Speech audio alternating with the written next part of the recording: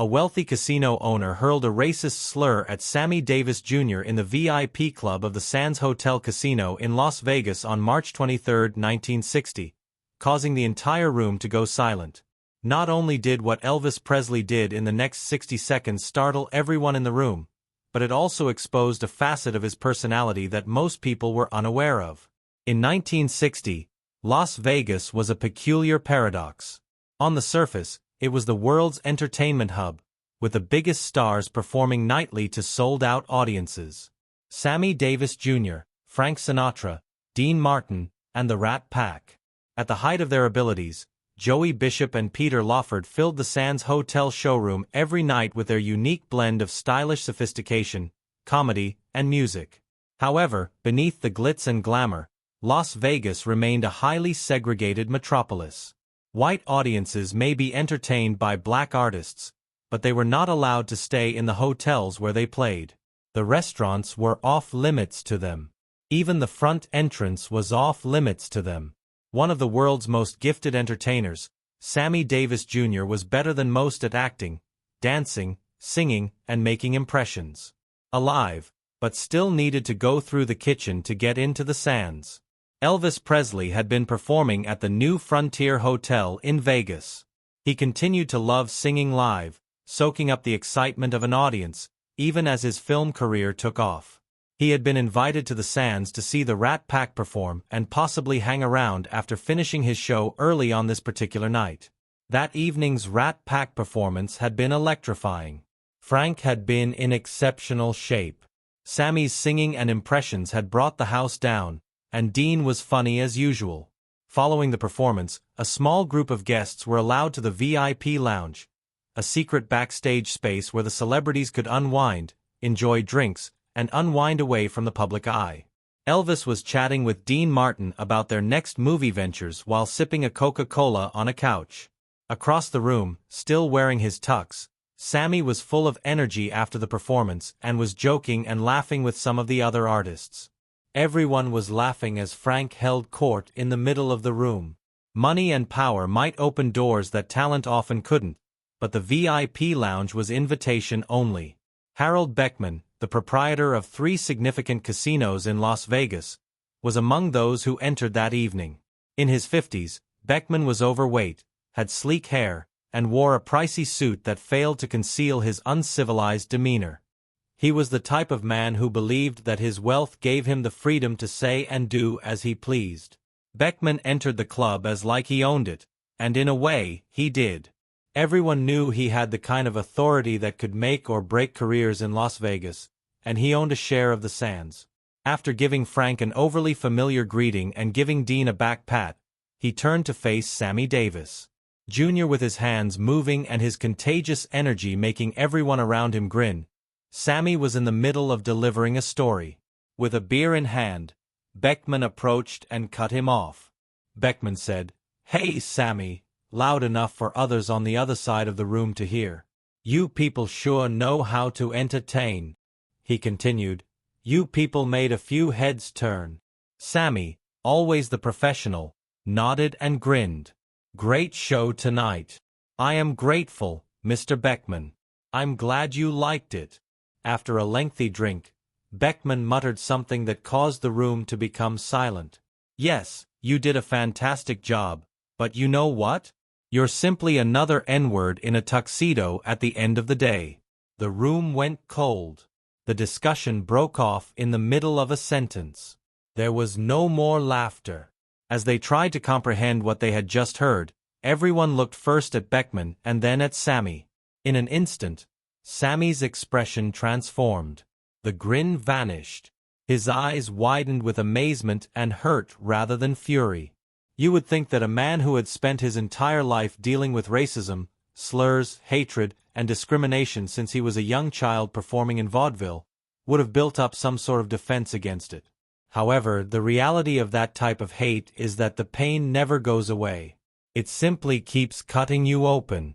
No matter how many times you've been cut in the past, Sammy remained still. He opened his mouth as if he were about to speak. However, nothing was said. He was, in disbelief, unable to comprehend what had just been said to him. Frank Sinatra, who had been across the room, began to approach Beckman in this room, surrounded by his friends and co-workers, his face darkening with rage. Tension replaced Dean Martin's normally easygoing manner as he set down his glass. Everyone in the room was anticipating the next move. Elvis, however, got to his feet before Frank could get to Beckman and before anybody else could respond. In the corner, Elvis had been sitting calmly. However, Beckman's personality changed the instant he said those remarks. He put down, cautiously, as if he were worried that he may toss his Coca-Cola if he didn't set it down delicately. Then, with a purpose that caused everyone to back off, he crossed the room. Elvis took a protective, rather than hostile, stance between Beckman and Sammy. Despite his lack of height, he appeared to occupy the entire room at that very time.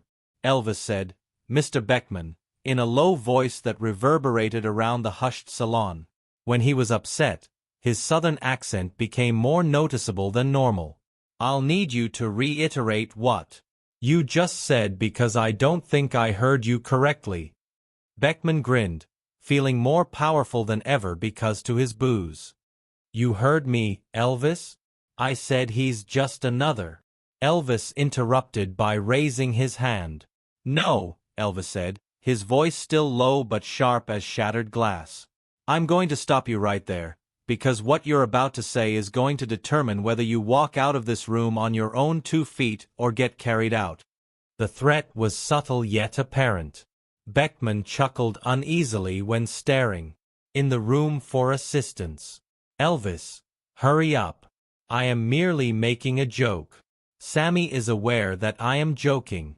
Am I correct, Sammy?" Sammy was still standing there, taking it all in. Elvis stepped toward Beckman. "I want everyone in this room to hear what I have to say, Mr. Beckman.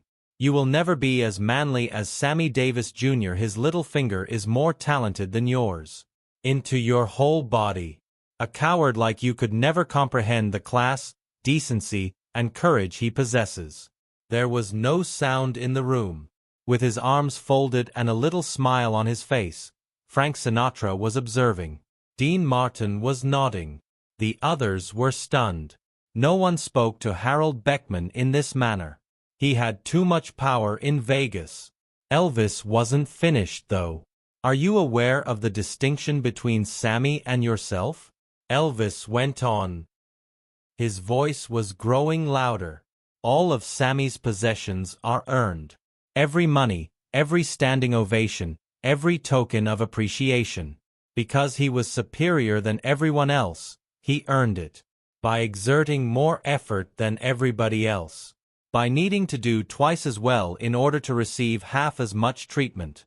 Mr. Beckman, what have you earned? You purchased your way into respectability with the money you received from your father. However, you cannot purchase what Sammy possesses. Talent cannot be purchased.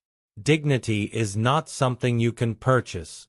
Furthermore, you absolutely cannot purchase the right to treat him disrespectfully in front of his friends." A flush of humiliation and rage suddenly flushed Beckman's face. "Now, Elvis, hold on a second. You have no idea who you are speaking to. What can I do with just one phone call?" Elvis cut him off. "You'll see to it that I never again work in Vegas. I'll be on your blacklist. Now go ahead and call. Because I would rather never return to this place than be in the same room with a man who believes he has the right to treat people as less than human because of his wealth." Elvis turned and made eye contact with every person in the room. "That also applies to everyone present. You are not my friend if you accept what this man just said and believe that such behavior is appropriate. However, I advise you to express your emotions immediately if you share my disdain and think that no guy should ever be addressed in such a manner." No one moved for a moment. Frank Sinatra then approached Elvis and stood next to him, facing Beckman. "Just get out," Frank urged. "This place is not for you." They were joined by Dean Martin. The man was heard. "Leave." The rest of the room shifted to stand with Elvis in the Rat Pack, one by one. A silent but impactful demonstration of solidarity. In a matter of seconds, Harold Beckman found himself standing by himself on one side of the room, facing a wall of people who had just determined that he didn't belong. At last, Beckman's conceit broke as he surveyed his surroundings. He responded, "You're all making a big mistake," but the voice was unconvinced. "I own this town. You all work for people like me." "No," Elvis muttered. "We work for the people who pay to see us perform. We work for the fans who love the music and the entertainment. We work for our families and ourselves. We don't work for bullies and bigots. Now get out before we throw you out." Beckman stood there for a moment longer, perhaps trying to figure out whether his wealth and influence could save the day, but observing the faces staring back at him. He turned and walked toward the door, trying to keep his dignity intact, but everyone could see his hand shaping. Just before he got there, Elvis called out to Mr. Beckman once more. Beckman turned around, and Elvis said, "I want you to know something. I want you to keep this in mind every time you see my name on a marquee, hear my song on the radio, or witness Sammy receive a standing ovation at a performance. I want you to never forget the evening you demonstrated to everyone in this room just how compassionate. You truly are a dude. You have to live with that for the rest of your life, and I want you to keep that in mind." "We don't." Beckman didn't say anything more. The door shut behind him, and there was silence in the room for a long time. Elvis then turned to face Sammy, who remained still taking in the events of the previous moment. Sam's eyes were glistening with tears, yet he was also grinning, a complex display of sorrow, thankfulness, and incredulity. Elvis approached him and placed a hand on his shoulder. "Are you all right, sir?" Sammy was deeply affected by that word, brother, which was pronounced with such sincere warmth and significance. The room watched in reverent stillness as he pulled Elvis into an embrace, and the two men stood there holding each other. When they eventually separated, Sammy wiped his eyes and gave Elvis a surprised look. "You," Sammy replied in a passionate tone. "Nobody has ever defended you, therefore you truly are the king, not because of your music or your films, but because of what you just did." Elvis shook his head, saying, "Sammy, you're my friend. You're my brother. And brothers protect each other. That's all I was doing."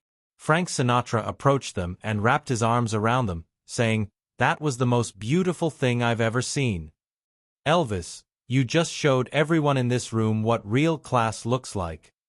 The atmosphere in the lounge changed, and the tension that had been in the air moments before was replaced with something else. Warmth, solidarity, a sense that. About an hour later, someone suggested that they all go down to the showroom because the official shows were over for the night. But why not do an impromptu performance just for fun, just for each other? At 2:30 in the morning on March 24, 1960, something significant had just happened. A line had been drawn, and everyone had chosen the right side of it. Someone turned on the music again, drinks were refilled, and conversations slowly resumed, but everyone kept looking at Elvis and Sammy, still standing together, still speaking quietly. Saw one of the most amazing performances that will never be recorded in history. Elvis and Sammy Davis Jr. took the stage at the Sands Hotel showroom and sang together. They sang gospel songs, old standards, and talked about friendship, music, and what it meant to be an entertainer in between songs. Sammy told the small audience what Elvis had done upstairs, and the applause lasted for more than a minute. Embarrassed by the attention, Elvis tried to sidestep it by making jokes. "This deserves it," Sammy said. When the impromptu show finally ended around 4 a.m., Sammy caught Elvis before he left. He pulled a ring off his finger, a simple gold band that he'd worn for years. "I want you to have this," said Sammy. Elvis attempted to decline, but Sammy persisted, saying, "It's not much, but it means something to me. I want you to wear it and remember that you've got a brother who will never forget what you did tonight." As a result, Elvis put the ring on his finger and wore it for years. According to many who knew him, Elvis would always highlight Sam's skill and personality when he told the story when someone inquired about it, never thinking about what he did. For years, little was known about what transpired in the Sands Hotel VIP lounge that evening. It wasn't the sort of tale that made the newspaper, but the folks there discussed it among themselves. It was 1960. Open discussion of racism was uncommon, particularly when it came to affluent casino owners and well-known performers. However, in the entertainment industry, the word got out. When the cameras weren't rolling, it became one of those tales that people told to show who Elvis was in real life. After hearing the narrative, several performers claimed it altered their perspective on using their celebrity and position to advocate for social justice.